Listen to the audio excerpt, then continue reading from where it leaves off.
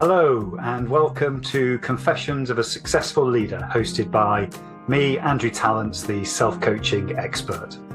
In each episode of the show, we hear the insightful confessions of a successful leader who wants to inspire others to live their professional and personal dreams.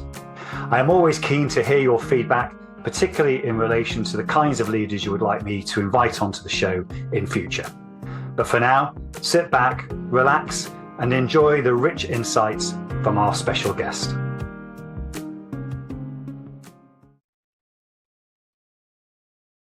Hello and welcome to another episode of Confessions of a Successful Leader, hosted by me, Andrew Tallents, the self-coaching expert. I'm delighted that Alexandra Hussenot has joined me in the studio today. Welcome, Alexandra. Thank you. Hi, Andrew. Yeah, good to see you today. Really looking forward to our conversation. We always start by making sure that our guest is well known to our audience. So please tell the audience a little bit about yourself.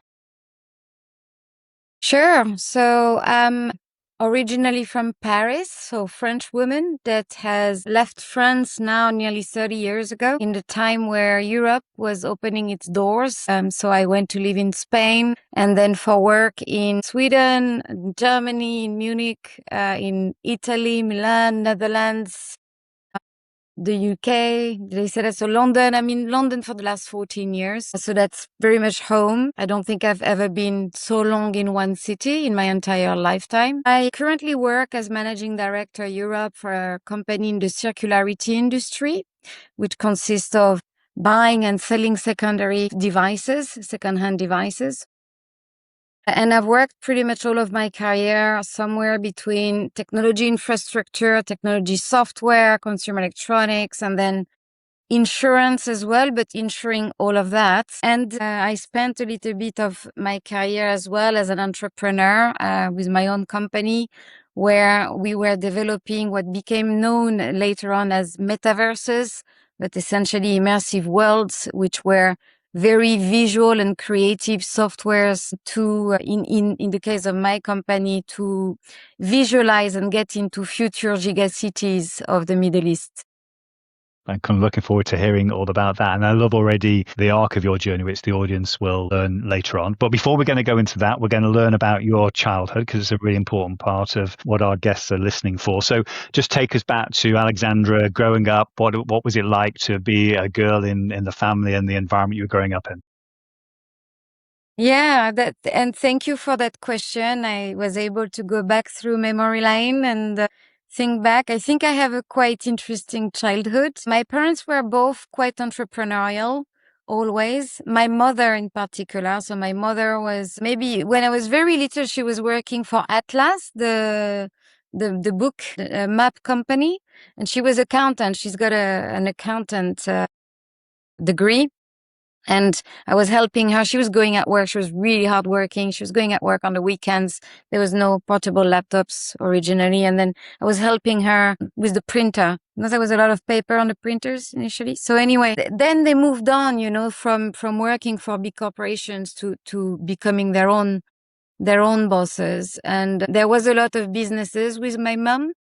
And the main business, though, became accountancy, with equipping small, medium businesses with their first computer equipment, accounting systems, and then she was on top of that selling the service. And so I'm telling that story because when I later, 30 years, 25 years later, started my company, I thought the apple didn't fall too far away from the tree after all, because what they were doing is selling hardware, software, and service. And that was the package. And the recurring revenue was software and services. So they had already figured out what became quite common in nowadays, right, with SaaS business models. They went on to have a company together, my parents. And so my mom's business became bigger. And then my father was the sales guy.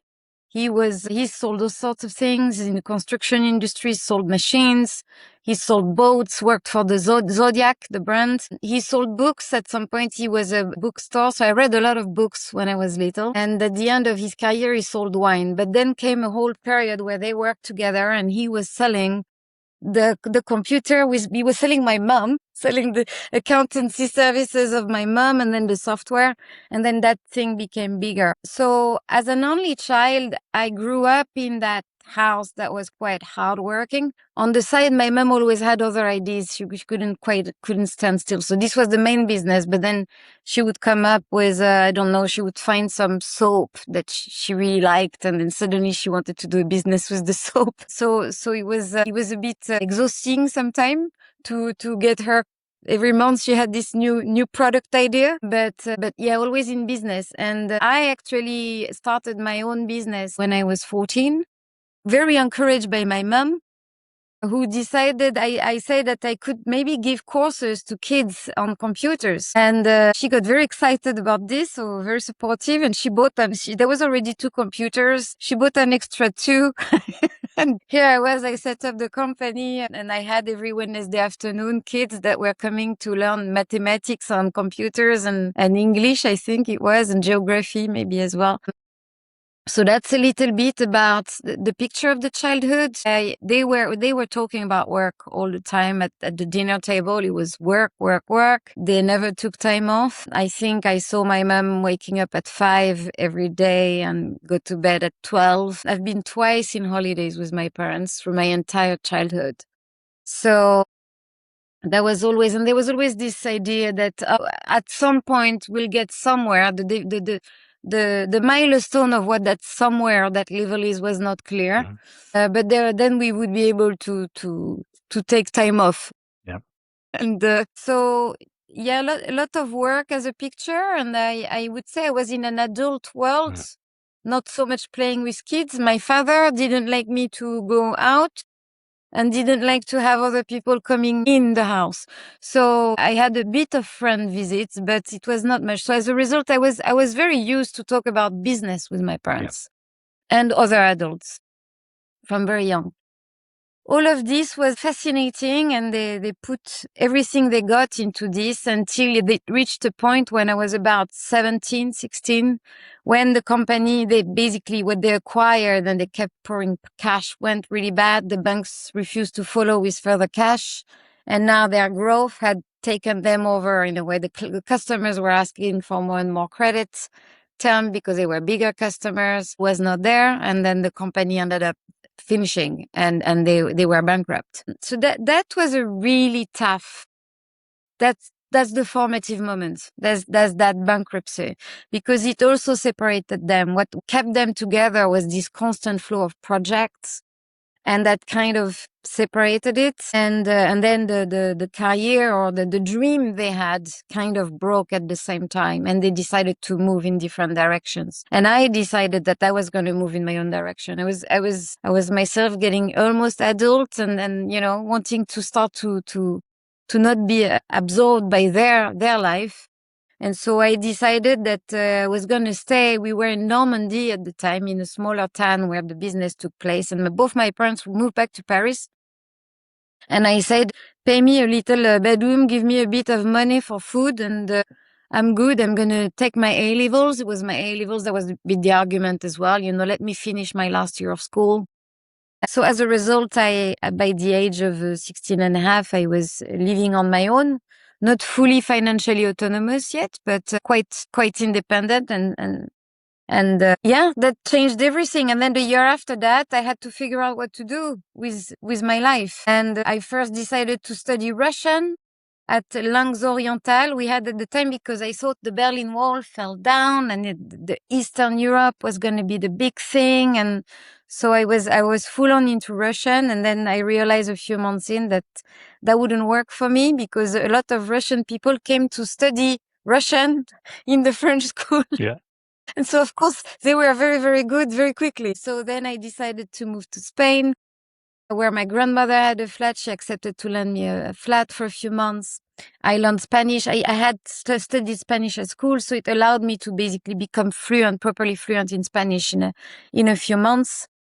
And my life kind of took off from there. My parents couldn't really help me financially at that point. And so I had to figure out how to make money, start life, pay for my studies. And so I figured it out. It took a while. It was hard. but I figured it out. Small jobs here. I worked at McDonald's. I was an au pair. I was trying to take my driving license and I was studying. Then I discovered the whole thing of studying by distance, which would allow me to be in movement and organize my own time while, so therefore being able to earn money and study at the same time.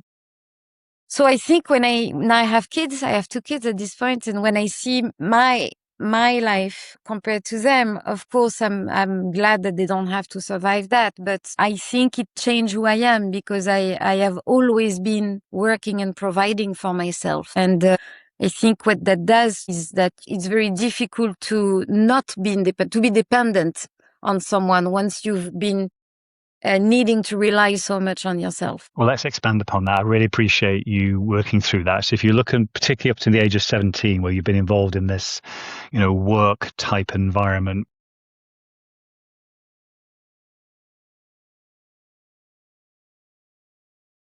what do you think were the advantages and disadvantages of growing up in that kind of life for you? For me, business is intuitive.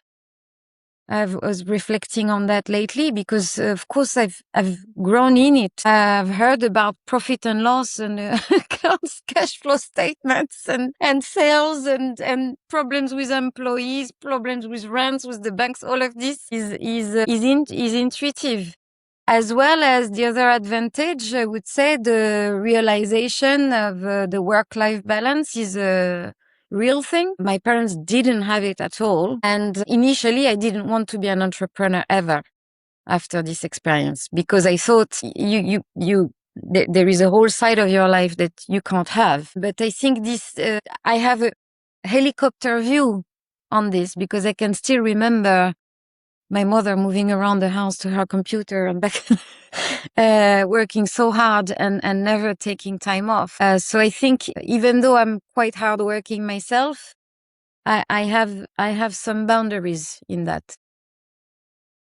So talk to us then a little bit about those early years. You decided, what you were going to do at that point, having to, survive and get these various jobs. What was the first time you can remember where you decided what you do with your life?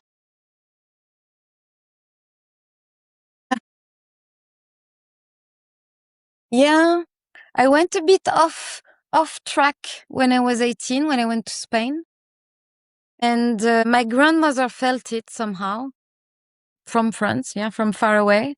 And she came and visit and she kicked me out. There was one more, what I thought was a horrible thing. And I still think it was in a way, but I think she was trying to not enable a bad life. And after that, I had to figure out really on my own. And I decided I had to make a decision and I made that decision. And that decision was that I was going to surround myself with people that I can aspire to in my future life.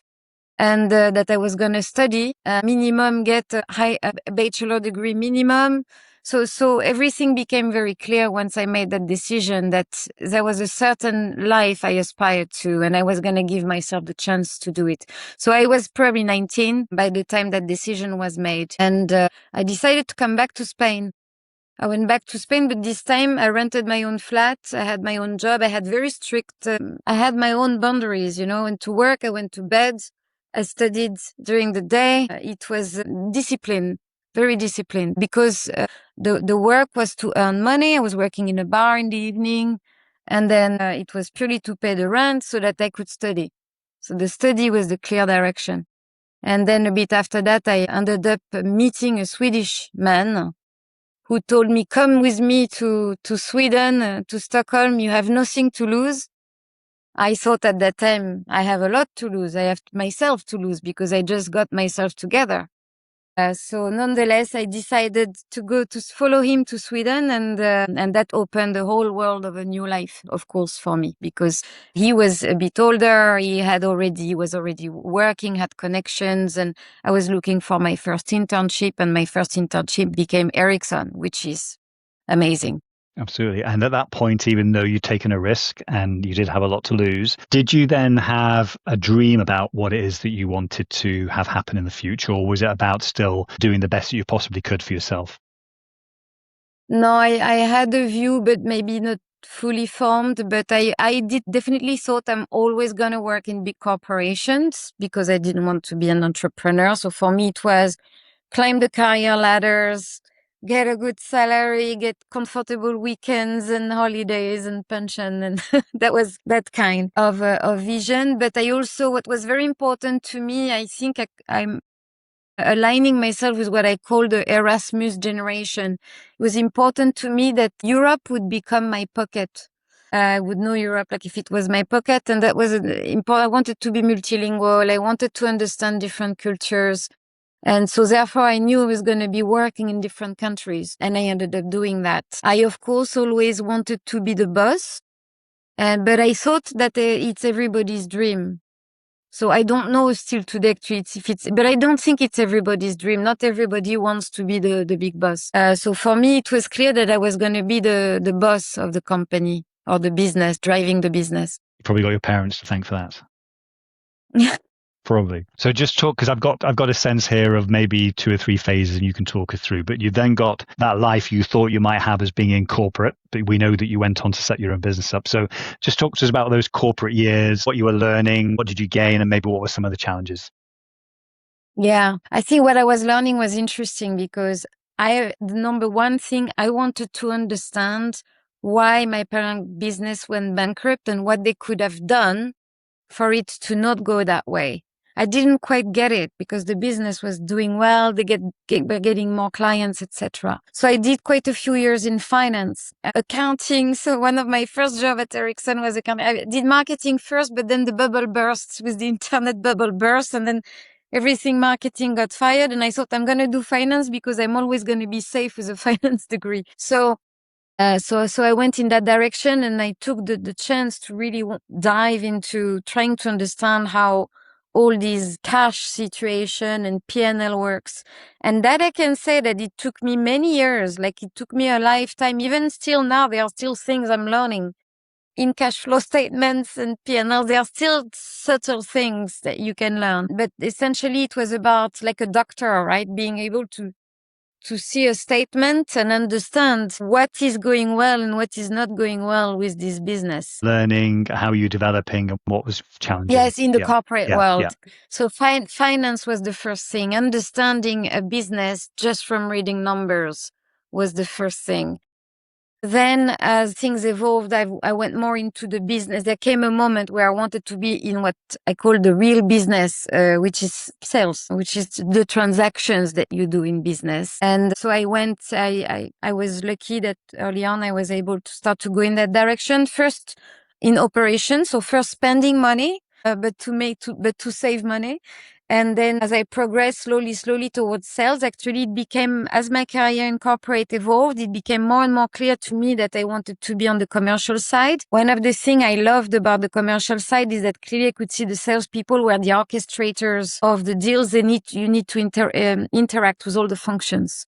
Especially in telecommunication, I would say where you do a lot of solution selling.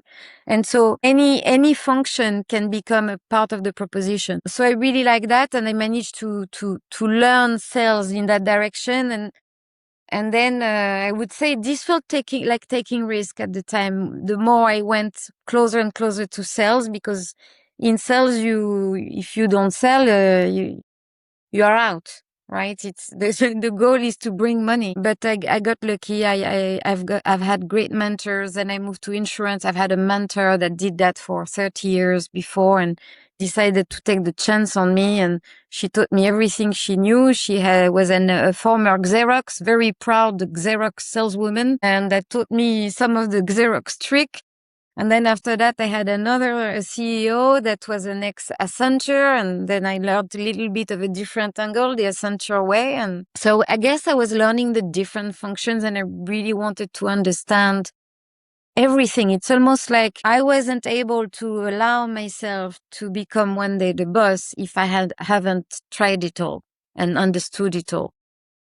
And then I finally had this general management role. And then it wasn't enough. And that's how the entrepreneurship itch had to be scratched for real. Absolutely. Before we get to that, and it sometimes happens that way, I'm sure people listen to this and watching this have felt the same thing. I think Richard Branson talked, didn't he, about the fact that all of us are entrepreneurs in some way. We all have this ability to be creative within our organizations. It's another thing to go and do it ourselves.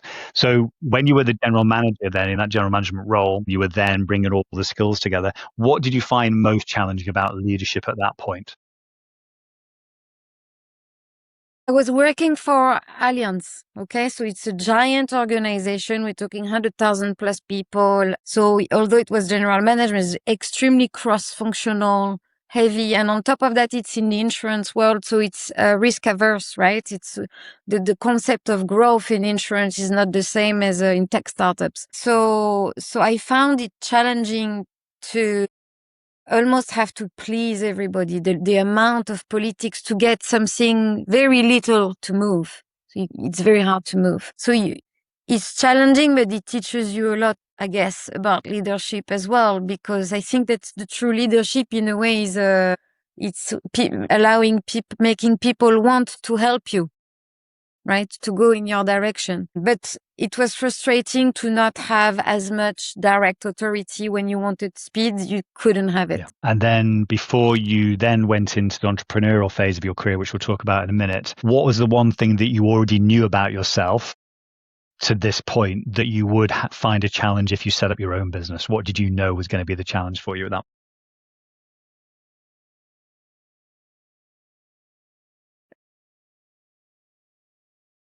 I don't think I knew that much, Andrew, about myself. I knew, for example, that I was going too fast for others sometimes. I had been told this. My first leadership role, I was 22 or something at Ericsson in Netherlands. I had a team. I was 22, and in that team, there was a 40 years lady, 35 maybe. She felt old for me. And she had children. And I wanted to be the best team and the winning team, and I had graphs and I had team meetings, and we're gonna be number one. It was not that, right? It was that when you think of it, being number one in collecting the receivables or making the payables is not that critical, right? It's not that important. And I remember she was struggling, and she spoke to me because she was a stable person that was delivering with consistency, but she was going to work her 8 hours a day and, marathon runner, no sprint. Yes. And I wanted to sprint marathon is my expertise. It's like marathon at the sprint speed. And so I remember my coach at the time make this big drawing on the blackboard. You are here and they are there.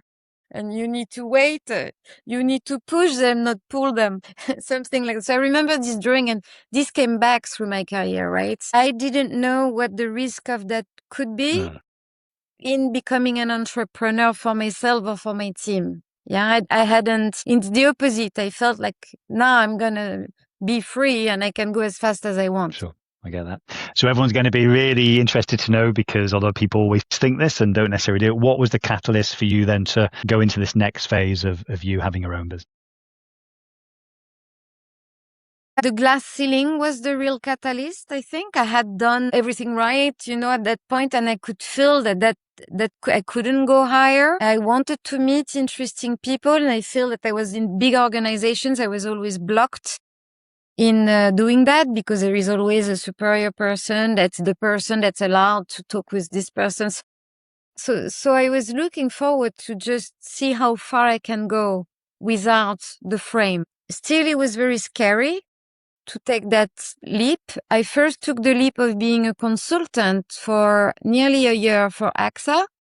That was already a step, because I was no longer on an employment contract, and I had a mission, initially a 6-month mission, then it got renewed. But then starting my own business, like with a true product ID, my dream was a technology business, product ID, SaaS preferably, and that would scale, right? So but the dream was to raise funding from investors, get customers, all of that. The catalyst to jump from being a consultant to then really jump into starting my business was a very, very good friend of mine who we always talk. And one evening she came for dinner, and Usually she's the kind of person who listens a lot, doesn't want to share so much herself. You know, there are some people that are very like that with her, but they are very good listeners. So, but that day I always am, you know, trying to encourage her to speak, and she decided to do it that day. And she tells me she has a stage 4 cancer. And we speak for a while. And after that, when she asked me what was my my news, I felt like my questions about starting the company, not starting the company was gone, right? I didn't have any more questions because I thought if I don't do it, I will regret it all my life. I just have to do it. Yeah. And so that things became clear, and I refused the extension of further consultancy, and I started my dream. And then suddenly from one day to the other, I was alone in my house with a white piece of paper, and I have to start. Now, just talk to us then your own words about that initial moment with the blank sheet of paper, all the way up to obviously when you decided that it wasn't going to be for you anymore. That's a really long journey. So let's try to take it by moments. So white piece of paper, the first step was nobody is waiting for you. There's no customers, there is no employees, nobody cares if you work or if you don't work. So you have to figure it out by yourself, how you're going to make your day meaningful for you. The first thing I set up within a week, my best friend happened to be self-employed. She sells graphic design services. So she has been on her own for many years. And we decided that we're going to do a stand-up with each other every morning to be accountable to one another. And so that's what we did at 8:30 a.m. every morning, half an hour stand-up. What's your plan for today? What's on your agenda? What are you going to deliver? So we were the boss of each other in a way. And it started like that. Initially, my dream was to create an immersive browser. So sort of the Google search of immersive content. And so I started to work with my imagination at first. You know, what could it be? What would it be for? What do I need? Why people would need this in the first place, etc. I don't remember all the order of things, right? But I joined some incubators. I was invited to some incubators, started to meet other entrepreneurs, people in the venture capital and startup ecosystem. So it was so interesting at the beginning, right? Because it's a whole new world that opens. I went to conferences, and I started to call all sorts of people. If I had a need, you know, I need technology, I need engineers. Okay, so I have to solve that problem. Where am I going to find engineers? Where can I find someone who knows how to code, who knows how to draw, who knows?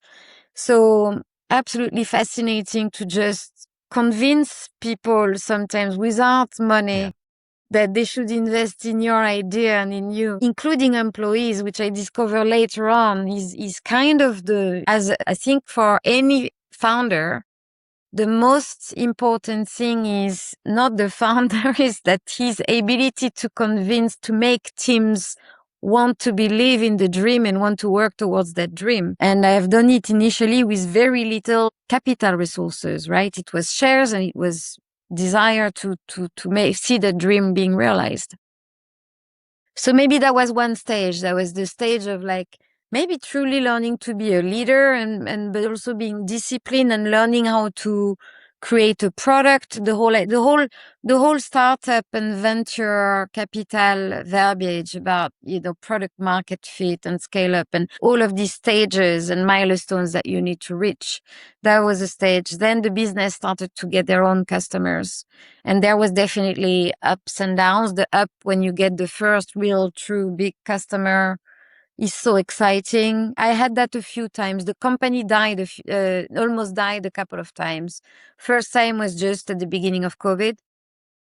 I thought I had no more money. The money was dried out. All my capital was dried out. And I had bet everything on 5G. So it was going to be 5G will enable virtual reality.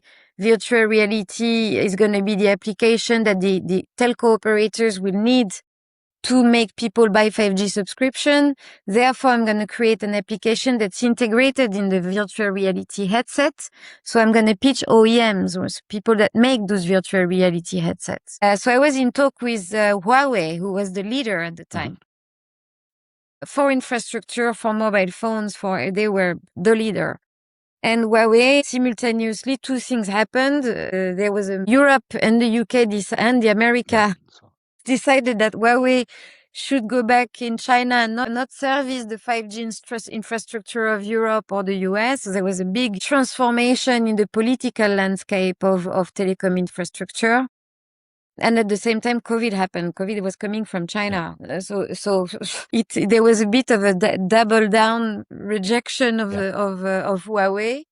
And I had to pivot very quickly because I had three project streams starting up with them that then all the capital was pulled out. And a friend of a friend knew someone at Ericsson. Then I was told that I'm going to receive a phone call from the CEO of Ericsson EMEA. And he's going to ask me what I need. I was doubtful that was going to happen, but it did. It did. Wow. How can I help? He called me, not the other way around, and asked me how he could help. And I said, I need my first customer. And here is what we can do. And here I need my first customer. And our first customer was introduced, or prospect, let's say. And he was T-Systems, which is a daughter company of Deutsche Telekom. And T-System was super excited to meet us because all of their trade shows had been cancelled. And they were looking at ways to digitize the trade show in an immersive experience. Okay. So that was the first wow moment, of course. And this kind of moment where I started the business for as well, which is like the glass ceiling is gone. Now the big boss is calling me. Yeah, that's absolutely crazy. So it's a very fond memory of that. Then came I remember when the team was a little bit bigger and we had projects, we saw a fantastic visualization of a future city in Japan that it was in front of Mount Fuji. And we were, as a team, we were dreaming, that would be amazing if we could, be the designers of this and immerse everybody into the future city like that. Maybe one day we will be the company that does that. And I think a week later, we got a call from NEOM. And NEOM is a future giga-city project in Saudi Arabia. And I was part at that time of a working group supporting the 5G adoption in the UK called UK 5G. And they had seen our work. We had done a free sample for UK 5G. They had seen our work in there and they asked for our contact. And here we were starting with the big giga-city project. So that was the second big wave of a moment where you can't believe it that you're winning this customer. So there was this journey, right, of creating an idea, winning the first customer, then trying to productify the first project into something that can repeat and that can be resold, then winning the bigger customer. Then I got at a point where one of the very big customer wanted to buy us. And that was that's incredible when you think that that's the stage you've reached in just 4 years. And I've learned a big lessons of ego at that time. I had a few advisors at the time, including a part-time CFO. And we had given ourselves a number that we thought we were worth. We are in the high time of the metaverse at that point. And a different number that was 3 times lower came in as a proposal. And I said, no, this is way too low. And anyway, if you acquire me, here are my requirements. So it was I don't know, the opposite of self-confidence. Yeah. Probably a bit more humility would have been the right thing in that time. I remember I had one good advice that I didn't follow at the time. I had one good advice because this was, of course, a question, right? Should we settle? Should we not settle? What if we undersell it? And someone told me, how much do you really need to leave? Yeah. Great question. Alexandra, how much do you really need? And I didn't have the answer. Now that I'm speaking with you, I'm thinking back of what we spoke about at the beginning of the call with my parents. I think they didn't have their answer to that same question either. I didn't have the answer to that. I didn't know if it was 1 million, 500K, 10 million, 100 million. I didn't know. And so I just had it was a number that was lost in between what everybody's thinking, right? And thinking back, I don't need that much to live, and don't need millions and millions. I think a few million would have been really nice. And now that I have this sort of answer, it would have been very easy to accept the deal back then. But I didn't have all these answers back then, and then it became just an ego game. Are they offering me what I'm worth? Are they valuing me at my just value? So that's interesting, and that's a life lesson. And if I ever have to give an exit to an entrepreneur, I would know what to do. And I would say, you know what, if I were you, would take the money and run. Yeah. Take the money, do the transition handover. You can always build another business after that, Exactly. by the way. Yeah, if you want to. Yeah, absolutely. If you want to, if you still have the appetite after this, you can. And then the metaverse went down. The metaverse bubble bursted, and I realized just a little bit after that I myself was done. I wanted to sell the business because I set up the business to create a SaaS tech company and sort of maybe create the browser of the future. And this had become a consultancy business, and I was not managing to transition it to a tech company. Which means that it was exhausting, right? You win projects, you lose projects, you start again. And I was the engine of that. So I was burning out, and I was burning my teams out as well, because when it goes well, it goes well. When it doesn't go well, the money goes down. Everybody's worried for their employments, etc. And then came the decision of exit, and I remember really well that moment. I was in the airport of Riyadh. First, I was in a taxi to the airport, and I cried because in my mind, it's the last time I was going to be visiting Saudi Arabia. I was not coming back. And then in the airport, I thought, okay, enough crying, now action. And so I start to give phone calls and say, I'm selling my business. Do you know someone who knows someone, And it's been sold within a year. Mm-hmm. It took still some time. It takes still some resilience to go through the sell.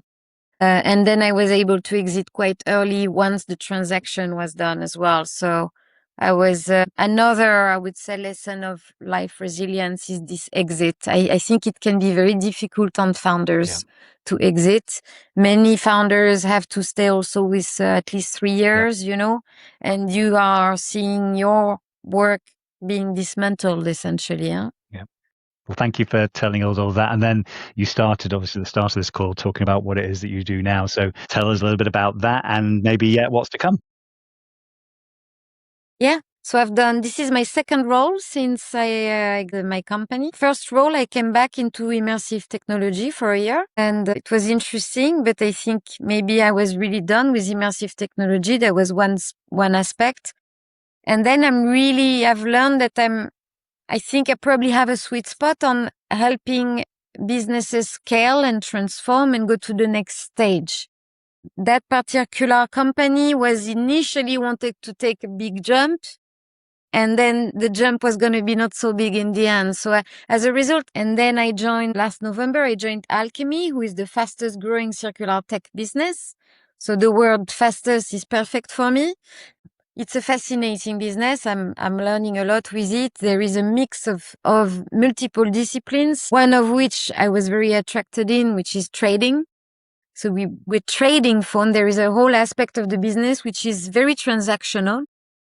And then there is business development. There is a whole area which is very, very similar to the telecom and insurance industry, where it's quite elaborate and advanced business models and solutions that you sell to your customers in order to enable that market circularity with telecommunication operators and retailers.